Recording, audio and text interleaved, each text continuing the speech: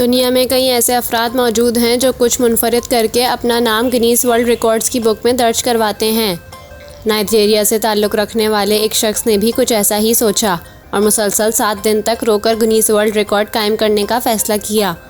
Reports के मुताबिक इस मुनफरिद रिकॉर्ड को बनाने की कोशिश के दौरान नाइजीरियन शख्स, जिसका नाम टेम्बो एम्ब्रे है, अपनी कुव्वत बसारत आर्जी तौर पर खो बैठा।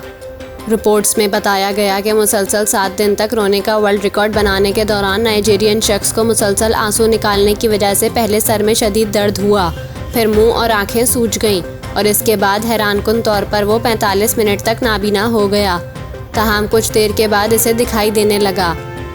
टेम्बो एम्ब्रे ने बताया कि इसने अभी गिनीज वर्ल्ड रिकॉर्ड्स के हुक्काम को अपनी इस कोशिश के बारे में इत्तला नहीं दी थी, इसलिए ये कोशिश शुमार नहीं की जाएगी। ताहम वो दोबारा तवील वक्त तक मुसलसल रोने का रिकॉर्ड बनाने की कोशिश करेगा। इन दिनों नाइजीरियन अफराद गिनीज वर्ल्ड रिकॉर्ड्स की किताब में अपना नाम दर्ज करवाने के लिए मुनफरिद और हैरत अंगेज़ काम कर रहे हैं। रिपोर्ट्स के मुताबिक गुज़िश्ता दिनों नाइजीरियन खातून ने तकरीबन 100 घंटों तक मुसलसल खाना पकाने का वर्ल्ड रिकॉर्ड कायम किया था।